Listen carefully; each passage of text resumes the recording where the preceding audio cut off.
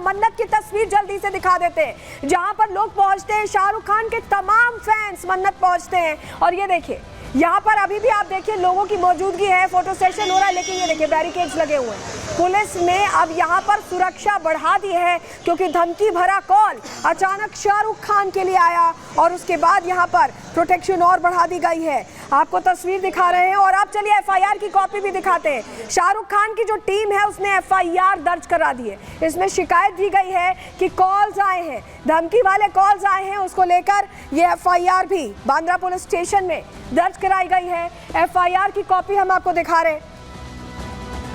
जो एफआईआर दर्ज कराई गई है, शिकायत दे दी गई है।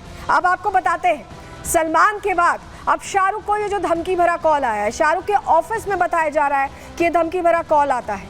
रेड चिलीज प्रोडक्शन कंपनी जो शाहरुख खान की है, उसके ऑफिस में ये फोन कॉल आया और धमकी भरा कॉल आने के बाद ऑफिस में हड़कंप मच गया कि आखिर अचानक शाहरुख खान को, किंग खान को कौन धमकी दे रहा है, क्योंकि नाम सामने नहीं आया था। धमकी देने के बाद आरोपी ने कॉल काट कर फोन बंद कर दिया था। फोन को ट्राई करने की कोशिश की जा रही थी, लेकिन कॉल काटकर फोन ऑफ कर दिया था, स्विच ऑफ कर दिया था आरोपी ने। और यही वजह एफआईआर की जो हमने आपको कॉपी दिखाई, एफआईआर दर्ज कराई गई है धारा 308, 351 के तहत। जो शाहरुख खान के दफ्तर के लोग हैं, उन्होंने पूरा मामला टीम ने दर्ज कराया है बांद्रा पुलिस स्टेशन में। और क्या धमकी मिली, कॉल पर क्या कहा उस अननोन शख्स ने, चलिए अब आपको बताते हैं। कहा गया कि अगर शाहरुख खान अपनी जान बचाना चाहते हैं तो 50 लाख रुपए दें, नहीं तो उन्हें अंजाम भुगतना पड़ेगा। 50 लाख रुपए की मांग भी रखी गई। और इसको लेकर कॉल, जो धमकी भरा कॉल आया, उसके बाद इस पूरे मामले को यहाँ पर बताएं केस दर्ज करा दिया गया। लेकिन जब मुंबई पुलिस ने जांच शुरू की, जब तह तक जाने की कोशिश की गई, तो रायपुर कनेक्शन इसका सामने आ गया। और रायपुर कनेक्शन कैसे सामने आया, क्या आरोपी रायपुर का था, चलिए पूरी डिटेल जल्दी से आपके सामने रख देते हैं, जानकारी आपको दे रहे हैं। आपको बताएं, देखिए 1050 किलोमीटर, ये देखिए ये जो आप दूरी देख रहे हैं, मुंबई में ये कॉल आया रेड चिलीज के दफ्तर में, और ये रायपुर छत्तीसगढ़ में ये फोन आया कि 1050 किलोमीटर दूर से ये फोन कॉल आता है। आपको बताते हैं, जांच में सामने आया कि रायपुर से ये धमकी मिली है, रायपुर से ये कॉल आई है, छत्तीसगढ़ के रायपुर से ये कॉल आई है। और फैजान नाम के शख्स ने शाहरुख को धमकी दी। जो नंबर जब आइडेंटिफाई करने की कोशिश की गई तो पता चला कि उस शख्स का नाम फैजान खान है। पुलिस ने कॉल को ट्रेस किया और मुंबई पुलिस की टीम आपको बताएं कि पहुंच चुकी है रायपुर, जहां पर जांच को वो आगे बढ़ा रही है और इसको लेकर जांच का दायरा बढ़ा दिया गया है। चलिए अब आगे बढ़ेंगे, अब बात कर लेते हैं मोदी और ट्रंप की, उस केमिस्ट्री की, जिसका जादू ऐसा चल गया है कि लोगों के दिल में टेंशन हो गई है, देशों में तमाम टेंशन क्रिएट हो गई। अब बात इसी की करेंगे।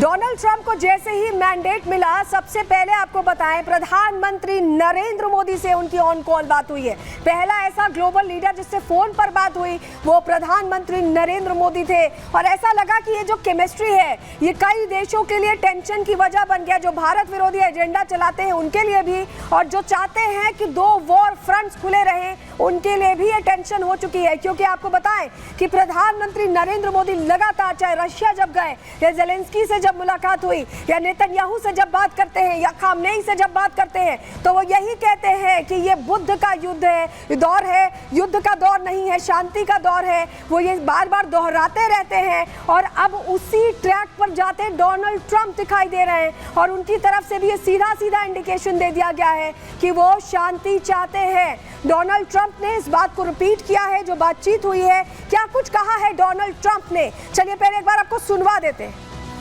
But we had no wars. They said, he will start a war. I'm not going to start a war. I'm going to stop wars. But we had no wars. They said, he will start a war. I'm not going to start a war. I'm going to stop wars. But we had no wars. They said, he will start a war. I'm not going to start a war. I'm going to stop wars. But we had no wars. They said, he will start a war. I'm not going to start a war. I'm going to stop wars.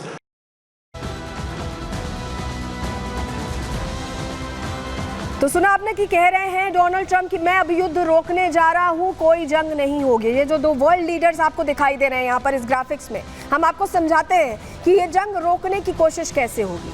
आपने देखा कि प्रधानमंत्री नरेंद्र मोदी जब Moscow जाते हैं तो Moscow में बैठकर बातचीत की टेबल पर पुतिन के साथ बैठकर ये कहते हैं कि जो कुछ हो रहा है यूक्रेन में वो ठीक नहीं है। वो बोल पाते हैं और खुलकर बोल पाते हैं। ज़ेलेंस्की के बुलावे पर यूक्रेन भी जाते हैं, वहां भी मुलाकात करते हैं और भरोसा देते हैं कि शांति की चर्चा वो करेंगे। भारत हमेशा से शांति का पक्षधर रहा है और यही वजह कि उनकी तरफ से ये कहा जाता है। नेतन्याहू से जब भी प्रधानमंत्री की बात हुई हमेशा उनकी तरफ से ये कहा गया कि अब युद्ध रोक देना चाहिए, शांति की अपील वो करते नजर आए। खामनेई से भी भारत के अच्छे संबंध रहे हैं और यही वजह है कि अब क्योंकि डोनाल्ड ट्रंप भी प्रधानमंत्री नरेंद्र मोदी के साथ इन सिंक चल रहे हैं तो लग रहा है कि डोनाल्ड ट्रंप ये बात दोहरा रहे हैं, वैश्विक मंच से ये बता रहे हैं कि वो युद्ध रोकना चाहते हैं। और ये दो लोग जो हैं, दो वॉर फ्रंट्स जो खुले हुए हैं, दो ऐसे वॉर फ्रंट जो पूरी दुनिया पर असर डाल रहे हैं, चाहे महंगाई की बात करें, चाहे बात करें अनरेस्ट की पूरे मिडिल ईस्ट में, या रशिया यूक्रेन वॉर जो लंबे समय से चल रही है उसकी बात करें, तो ये जो दो चेहरे आप देख रहे हैं, डोनाल्ड ट्रंप और प्रधानमंत्री नरेंद्र मोदी, ऐसा लग रहा है कि ये दो चेहरे अब युद्ध को रोकेंगे और दुनिया में शांति कायम होगी और उसके सूत्रधार मोदी रहने वाले हैं और उनका साथ देने वाले हैं ट्रंप। ऐसा लग रहा है क्योंकि उनकी बातों से ही ऐसा इंडिकेशन मिलता दिखाई दे रहा है। लेकिन आपको जरा बताएं कि ये कैसे संभव हो पाएगा, क्या ये वाकई हो सकता है? चलिए इसका जवाब भी हम आपको दे देते हैं।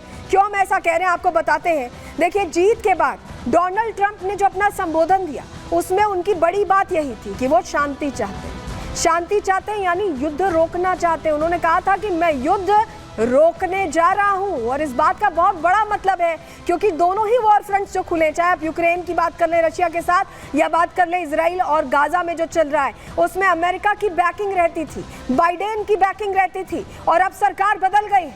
अब जंग नहीं होने देंगे, डोनाल्ड ट्रंप ने ये कह दिया है। ट्रंप के भाषण का आपको बताएं असर भी दिखने लगा है। कैसे असर दिख रहा है जरा आपको बताते हैं, जानकारी आपके सामने रख रहे हैं। यूक्रेन के जो आर्मी चीफ है उनने बड़ा ऐलान कर दिया, उनकी तरफ से बड़ी बात कही गई है।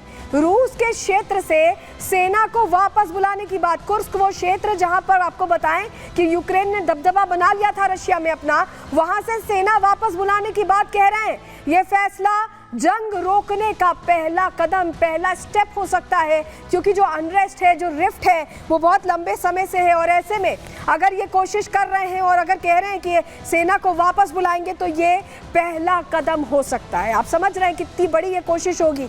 लेकिन कैसे रुकेगा ये पूरा जो जंग का माहौल है, कैसे भारत और अमेरिका अपनी भूमिका निभाएंगे, ट्रंप अपनी भूमिका निभाएंगे? चलिए जानकारी जरा आपके सामने हम जल्दी से रख देते हैं, आपको बताते हैं।